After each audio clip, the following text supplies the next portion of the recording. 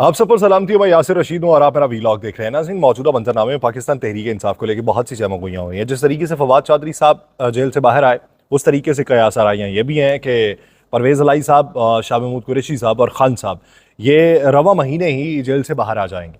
ये बात इतने वसूख से कही गई कि इससे पहले बयानिया ये होता था कि हमारे खिलाफ पॉलिटिकल विक्टिमाइजेशन हो रही है, हमारे खिलाफ केसेस की भरमार हो रही है, हमारे खिलाफ दबाव दिया जा रहा है, हमें बेजा केसेस के अंदर फंसाया जा रहा है और दूसरे इस तरह के केसेस खोले नहीं जा रहे। लेकिन इस बार जो बात हुई वो ये हुई कि खान साहब रवा महीने ही जेल से बाहर आ जाएंगे। अब ये बातें और पिछले दिनों अगर आप सिनेरियो में देखें तो अली अमीन गंडापुर साहब वाला मामला, तो इसको अगर इंटरलिंक करें तो बातें बहुत सी फिर खुलती हैं। अब हालिया मंजरनामे में अगर आपको मालूम पड़े कि कोहाट के जलसे में शहरियार अफरीदी साहब ये तलकीन करें तमाम लीडरशिप को, जिसमें बशमूल वो रखते हुए वज़ीर आला खैबर पख्तूनख्वा को कि कारकुनान को ऊपर लेके आए, पैराशूटर्स को ना लेके आए, मैं खामोश हूं, मुझे बोलने पे मजबूर ना किया जाए। और उधर अली जैदी भी इस तरह का बयान दे कि मेरे खिलाफ बोलने वाले, मैं उनके खिलाफ फट पड़ूंगा। हालांकि अली जैदी साहब इस वक्त खामोशी से गोशाए आफियत के अंदर इस वक्त मौजूद हैं, लेकिन गुज़श्ता चंद दिनों के दौरान पेश आने वाले वाक़यात ने पाकिस्तान तहरीक इंसाफ और स्टैब्लिशमेंट के दरमियान मफाहमत की चहमगोइयों को मजीद हवा दी है। जिनमें से एक वाक़या जो है वो वज़ीर आला खैबर पख्तूनख्वा अली अमीन गंडापुर और सूबाई काबीना को पेशावर कोर कमांडर हाउस में मदऊ किया जाना था। इससे पहले तहरीक इंसाफ के रहनुमा बैरिस्टर गौहर खान साहब की जानिब से यह दावा सामने आया था कि इमरान खान जो है वो अप्रैल के महीने में रिहा हो जाएंगे। ये दावा एक ऐसे वक्त में सामने आया कि जब आप देखें, कड़ी मिलाएं इसकी, तो 9 मई के बाद गिरफ्तार होने वाले चंद पार्टी कारकुनान भी रिहा हुए हैं और चंद वो चंद नहीं है, उनकी तादाद जो है वो 100 के करीब बन जाती है आ जाके। दूसरी जानिब फिर चंद पार्टी रहनुमा दोबारा अवामी सतह पर सामने आए। जिस तरीके से आप देख लीजिए, हमाद अजहर साहब मंजर-ए-आम पे आए हैं और कयास आराइयां ये भी की जा रही हैं कि मुराद सईद साहब भी कुछ अरसे में सामने आ जाएंगे। ऐसे में वज़ीर आला केपी की जानिब से पेशावर में कोर कमांडर से मुलाकात को मुबैना तौर पर मुफाहमत के अमल का हिस्सा समझा गया और पार्टी के कारकुनान की जानिब से सोशल मीडिया पर सवालात उठाए गए कि अली अमीन गंडापुर किस मकसद के तहत पेशावर कोर कमांडर से काबीना समेत मुलाकात के लिए गए। इन सवालात और तनकीद के बाद खैबर पख्तूनख्वा हुकूमत की जानिब से 5 अप्रैल को एक वजाहत जारी की गई, जिसमें उस मुलाकात की तस्दीक करते हुए कहा गया कि 11 कोर में काबीना मेंबरान को इफ्तार दावत दी गई थी, जिसे हमने इस्लामी रिवायात के मुताबिक कबूल किया और इफ्तारी के बाद जो है वो 11 कोर में काबीना मेंबरान को सूबे में अमन व अमान की सूरत हाल के मुतालिक और मौजूदा सिक्योरिटी सूरत हाल पर ब्रीफिंग दी गई। ये मौक़िफ़ उनका था। अच्छा, इस पे खैबर पख्तूनख्वा हुकूमत के तर्जुमान बैरिस्टर सैफ ने यह वाज़ेह किया कि कोर कमांडर हाउस में काबीना का कोई इजलास मुनक्किद नहीं हुआ और केपी में मौजूदा सिक्योरिटी सूरत हाल से निपटने के लिए फौज से फाल राबितों और ताउन पर यकीन रखते हैं। ये मौक़िफ़ उनका सामने है और उन्होंने ये भी कहा कि अपने अवाम की जानो माल के तहफ़्फ़ुज़ की खातिर अगर हमें अपनी फ़ौज के साथ बैठना पड़े तो क्या अपनी फ़ौज के साथ नहीं बैठेंगे तो क्या इंडिया की फ़ौज के साथ बैठेंगे। मौक़िफ़ ठीक है, लेकिन वहाँ पे बहुत सारे लोग फिर ये भी सवाल करते हैं कि अगर फ़र्ज़ कर लें मियाँ शहबाज शरीफ साहब आपको दावत देते हैं तो क्या वो भी दावत कबूल की जाएगी इस्लामी रिवायात के मुताबिक या उससे इनकार कर दिया जाएगा। अब इस पूरे मंजरनामे में चंद वो ये कहते हैं कि चंद लोग जो हैं वो झूठी अफवाहें फैला के सूबे में अपनी सियासत को दोबारा जिंदा करने की नाकाम कोशिश कर रहे हैं। इससे ये हमें तासुर मिलता है कि खैबर पख्तूनख्वा के अंदर कोई चपकलिश ऐसी है कि जिससे पार्टी के अंदरूनी मामलात के ऊपर कुछ हर्फ आ रहा है, जिसमें बहुत सारे लोग ये समझते हैं कि पैराशूटर्स कुछ आए हैं इस वक्त का फ़ायदा उठा के कि जिस वक्त में नजरियाती कारकुनों को पीछे जाना पड़ा या उन पे हालात तंग थे। अब खान साहब ने कल के दिन सहाफ़ियों से गुफ्तगू की। अब इस मामले के ऊपर जो गलतफहमियां थी, जो इबाहम था, जो मखमसा था, वो दूर होने की बजाय कुछ और बढ़ गया। खान साहब ने 2 पॉइंट अपनाए, एक इल्ज़ाम लगाया, दूसरा दावत भी दी।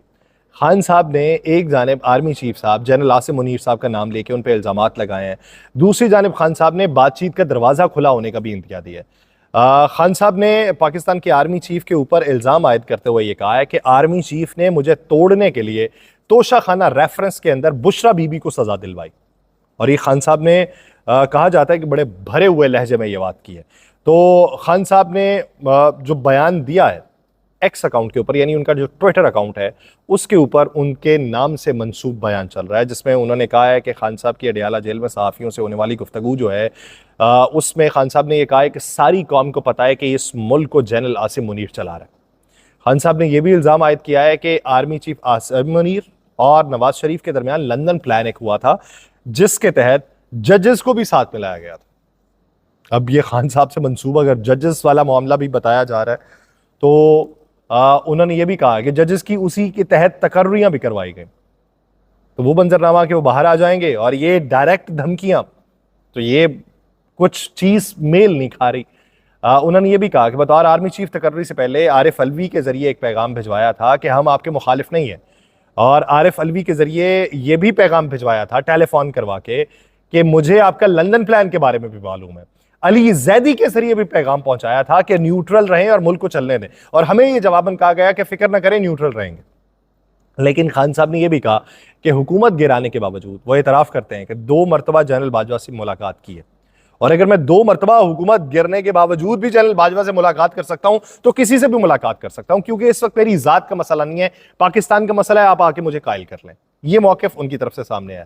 ये बयान सामने आने के बाद तहरीक इंसाफ के बहुत सारे लोग जो हैं उनकी ये राय है कि एस्टैब्लिशमेंट से मुफाहमत के मामले पे अपनी राय का खुल के इजहार कर दिया।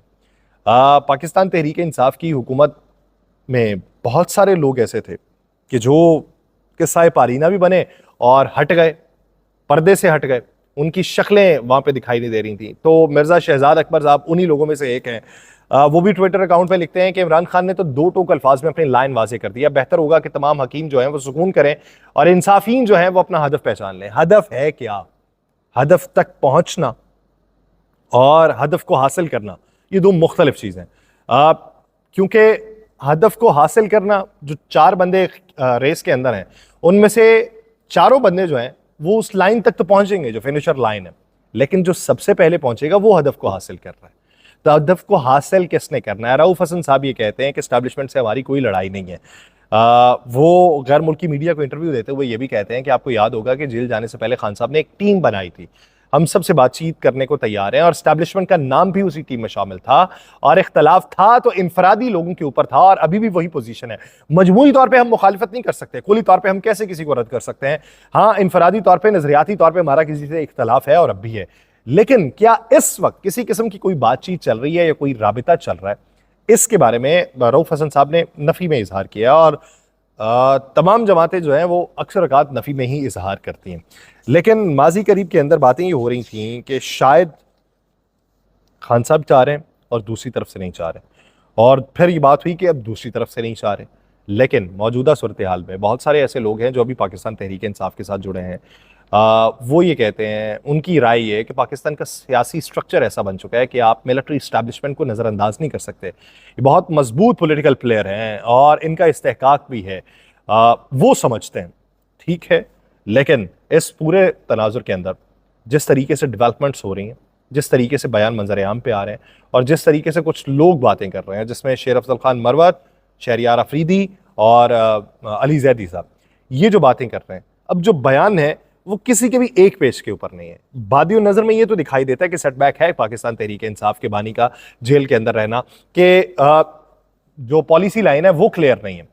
लेकिन यहाँ पे बात ये है कि जिस दिन वो अंदर बैठा हुआ बाहर आ गया, बाहर आने के बाद उसने जो बयान दिया, वो वाला बयान जो उसकी ज़बान से अदा हुआ और जो उसके नाम से मंसूब चलता रहा, अगर तो उसमें कोई फ़र्क ना हुआ तो बात ख़त्म हो जाएगी, लोग मिन्नो मान जाएंगे। अगर उसके अंदर बुनियादी फ़र्क हुआ तो वो दिन होगा कि जिस दिन बहुत से सर जाएंगे, उन सरों में बहुत से ऐसे नाम भी होंगे जिनके बारे में ये कयास आराई भी नहीं की जा सकती होगी कि ये पार्टी से निकल सकते हैं, और बहुत सारे ऐसे लोगों को भी वेलकम किया जा रहा होगा कि जिनके बारे में ये होगा कि इनकी सियासत खत्म हो चुकी है। अब देखिए कि वो दिन कब आता है, और वो जल्द आने की उम्मीद की जा रही है। मुझे दीजिए इजाजत, अल्लाह ने के बाद।